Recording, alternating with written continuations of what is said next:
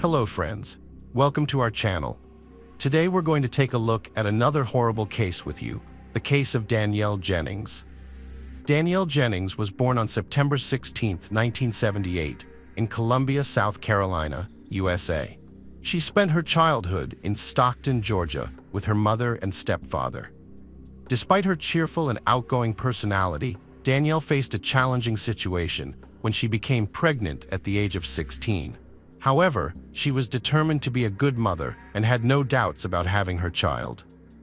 After the breakup with Carl, the father of her child, Danielle gave birth to her son, Tristan, in 1996.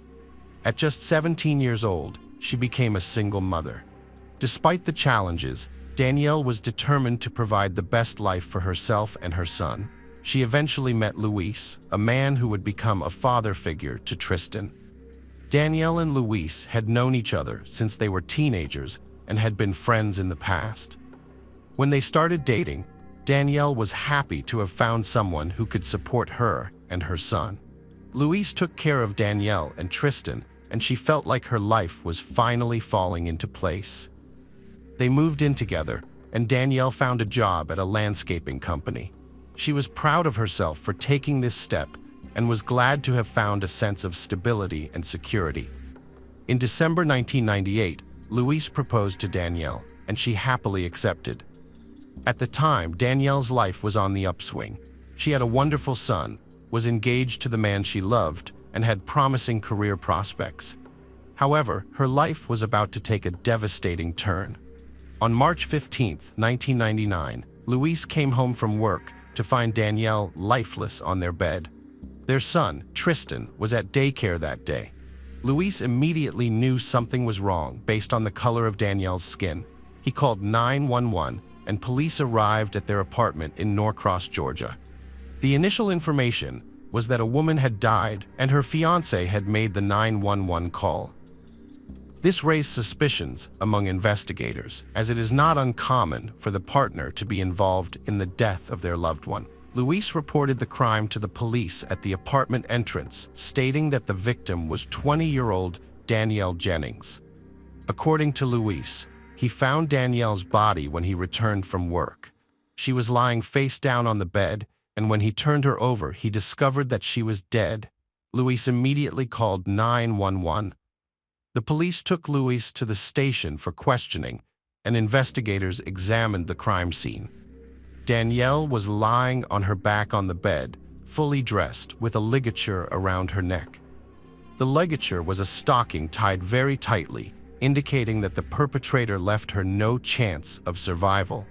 The stocking was tied at the back of Danielle's neck, suggesting that the perpetrator was behind her when she was strangled. The bed was disheveled, and one of the dresser drawers was open, possibly indicating that the perpetrator took the stocking from her drawer. Additionally, Danielle's purse had been rummaged through, with its contents dumped out.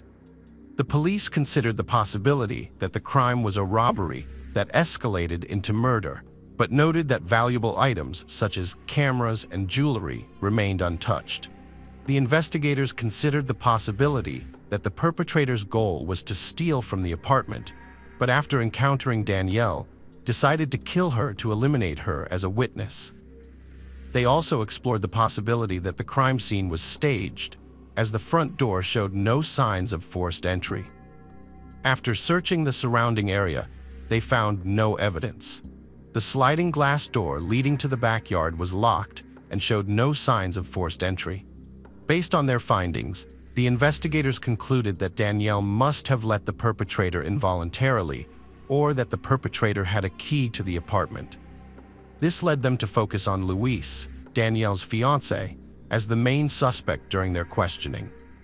Luis was very emotional about the situation, as romantic relationships can sometimes lead to intense anger and sad consequences. The interrogation began with questions about his whereabouts on the day of his fiancé's death. According to Luis, he spent the entire day at work, and the last time he saw Danielle was Danielle was when he left for work in the morning. They both left the apartment at 6:45 a.m., but Danielle returned to get something. Luis claimed that Danielle was worried about an important meeting with management that day and seemed a little distracted. He also mentioned that Danielle called him at 11:30 a.m. to ask if he wanted to go to lunch with her, but he refused because he had a lot of work to do. Luis tried to contact Danielle later that day, but she wasn't answering. He called her colleagues and learned that she had gone out for lunch but never returned. When he tried to call their home phone, Danielle didn't answer. This led him to leave work and check on her. When he arrived at their apartment, he noticed that the front door was unlocked, and he found a jar that made him nervous. During the investigation, Luis stated that they had a good relationship and were deeply in love. Luis expressed that he was depressed and felt that the police were wasting their time by interrogating him, as he believed the real culprit was still at large. Detectives interviewed Danielle's friends and family, who all confirmed that Luis could not harm Danielle, as they were planning a wedding and were in love. Luis's co-workers also confirmed that he was at work all day, which ruled out any possibility of his involvement in the crime. Luis mentioned that Danielle had been receiving excessive attention from her co-worker, Jeff, who made her uncomfortable. Investigators went to Danielle's workplace and spoke to her boss, who confirmed that Danielle had complained about Jeff's behavior. Jeff's behavior was making Danielle uncomfortable. He was touching her and interfering with her work. Danielle had made it clear that she was in a committed relationship with Luis. Despite this, Jeff continued to make Danielle feel uncomfortable. The situation was also complicated by the fact that Jeff was 40 years old, while Danielle was just 20. Danielle's co-workers reported that she left the office for lunch, but never returned, providing investigators with a timeline for when the attack occurred. This raised suspicions about Jeff, who was absent from the office during the same time frame. The investigation explored the possibility that Jeff may have attacked Danielle after she opened the front door to her home. This could explain why there were no signs of forced entry. Jeff was brought in for questioning to discuss his relationship with Danielle. During the questioning, Jeff acknowledged inviting Danielle to lunch, but denied any involvement in Danielle's death. He did admit to liking Danielle, but stated that he didn't engage in any inappropriate behavior that would justify her complaint against him. Jeff claimed that he couldn't have attacked Danielle because he had an alibi. According to Jeff, he was with another colleague all day, working on various issues and driving around the city together. This meant that it was impossible for him to have committed the crime. Jeff identified a co-worker who he claimed was with him at the time of the crime. Investigators met with this co-worker, who confirmed Jeff's alibi, thus ruling out Jeff from suspect. The autopsy report provided some insight into the circumstances of Danielle's death. The cause of death was asphyxia, indicating that Danielle was attacked by surprise. Investigators concluded that the perpetrator approached her from behind and tightened the stocking until she lost consciousness. The perpetrator then tied the stocking in a knot to prevent Danielle from regaining consciousness. The lack of defensive injuries on her body suggested that Danielle did not resist the attack. In fact, the only injury on her body was the ligature mark on her neck, indicating that she may not have even seen the face of her attacker. The police investigation at the crime scene did not yield any evidence that could help identify the perpetrator. Despite a thorough search, no shoe prints, DNA, fingerprints, or hair were found. As a result, there was no evidence to send to the laboratory for analysis. Without any new leads, the police returned to their initial theory that the crime was a robbery gone wrong. The police asked Luis to re-examine the apartment with them to see if he could notice anything unusual. After a thorough examination, Luis reported that nothing seemed to be missing from the apartment and all items were in their usual places. However, a few days later, Luis contacted the police to report that he could not find Danielle's wedding ring. Luis also pointed out another unusual detail to the investigators. The stocking used to strangle Danielle did not belong to her. According to Luis, Danielle did not wear stockings, which suggested that the perpetrator had brought the stocking with them. One of her friends mentioned her ex-boyfriend Eddie, whom she started dating while pregnant. Eddie was known for his violent behavior, and as the relationship progressed, he became increasingly controlling and domineering. He eventually forbade her to see her friends and family. The relationship with Eddie continued to deteriorate after Danielle gave birth to her son. Things took a turn for the worse when Eddie started using illegal substances, and Danielle decided to end the relationship. Danielle attempted to start anew after leaving Eddie, but he refused to accept the end of their relationship. His behavior became increasingly unpredictable, prompting Danielle to obtain a restraining order against him. However, Eddie repeatedly disregarded the order. Eddie's actions escalated, with him frequently calling Danielle, parking near her home, and even appearing at her workplace. Danielle's family reported that Eddie had made numerous calls to her in the months leading up to her death, demanding that she meet with him, but she consistently hung up on him. Detectives identified Eddie as a prime suspect and brought him in for questioning. He was hostile and resistant to cooperating with the police. When discussing Danielle, his demeanor became visibly agitated. During the interrogation, Eddie's account of his relationship with Danielle contradicted the statements made by her family members.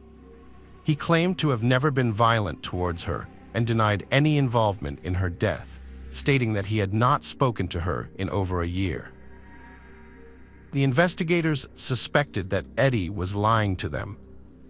To verify his alibi, they checked Danielle's phone call history and discovered that Eddie had been in contact with her in the months leading up to her death. The police needed to confirm Eddie's whereabouts at the time of the attack. Eddie claimed to have been working out of state as a tow truck driver at the time of Danielle's death. He stated that he was miles away from the Ashley Lakes apartments where Danielle lived. His employer corroborated Eddie's story, providing receipts from a motel and gas stations that suggested Eddie was indeed out of state. However, 3 days after Danielle's death, the police received a new lead that changed the direction of the investigation. During an interview with residents of Ashley Lakes apartments, a woman shared a disturbing incident that had occurred a week before Danielle's death. She reported that she had been awoken by a knock on her door, but when she looked through the peephole, no one was there. She returned to bed, but a minute later, she heard her front door slam shut. She reported an incident where a maintenance man entered her apartment without permission. She stated that he was looking at her rather than performing his job, which made her feel uncomfortable. This incident led to an investigation, and the woman provided a description of the man to the police. Further investigation revealed that another woman had reported a similar incident, where a man entered her apartment claiming to need to change light bulbs, despite her apartment not needing any new bulbs. The man made a statement suggesting that he might be in the wrong apartment and then left. The management of Ashley Lakes Apartments provided investigators with a list of maintenance specialists working at the complex, and only one matched the description given by the two women. This individual was identified as Calvin Oliver, a 42-year-old maintenance worker who started working at the complex in September 1998. When shown his photo, both women identified Oliver as the man who entered their apartments without permission. The investigation also revealed that Oliver had been working at the complex when a string of incidents involving stolen items occurred, including missing cash, checks, jewelry, and computers. As the investigation continued, detectives searched for potential connections between Calvin Oliver and Danielle Jennings. They discovered that Oliver had performed work in Jennings' apartment just a couple of weeks before her death. This revelation made Oliver a key person of interest in the investigation. Oliver likely knew that Danielle and her fiancé Luis would be at work during the day, allowing him to enter their apartment without raising suspicion using his master key. It's possible that Danielle returned home for lunch while Oliver was already inside. Calvin Oliver was brought in for questioning by investigators. Initially, they asked him about the thefts that some Ashley Lakes Apartments residents had reported. He denied any involvement. When questioned about Danielle Jennings, Oliver claimed he had heard about what happened to her but didn't know her personally. He admitted to doing work in her apartment, but the police lacked concrete evidence linking him to the crime. Just before releasing Oliver from the police station, investigators decided to run a database check on him. The results were shocking. Oliver had an outstanding warrant in another jurisdiction for failing to appear on a burglary charge related to the theft of personal checks. Oliver had a significant criminal history, with convictions dating back to 1974, including residential burglaries, armed robbery, and sexual assault. He spent most of his life in prison, which raises the question of how he was able to get a job at Ashley Lakes Apartments. This is relevant because if Oliver was in Danielle's apartment when she came in, he had a motive to hurt her to avoid going back to prison. The police detained Oliver due to an active warrant for his arrest, which gave them time to investigate his involvement in Danielle's death. As part of their investigation into the thefts at Ashley Lakes Apartments, the police obtained a search warrant for Oliver's apartment. There, they found stolen belongings from other residents, as well as Danielle's wedding ring, which linked Oliver to her death. 9 days after Danielle's death, Calvin Oliver was charged with first-degree felony and burglary. After his false statement was exposed, Oliver refused to answer any more questions and chose to remain silent.